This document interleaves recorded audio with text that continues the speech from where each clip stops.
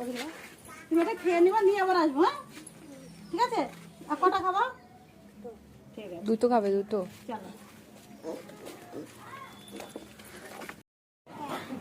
হ্যাঁ ওইটা খাবা?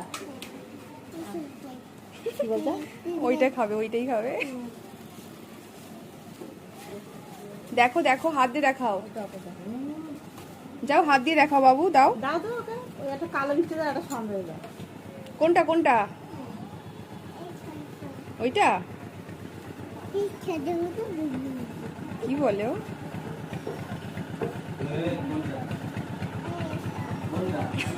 কালোটা।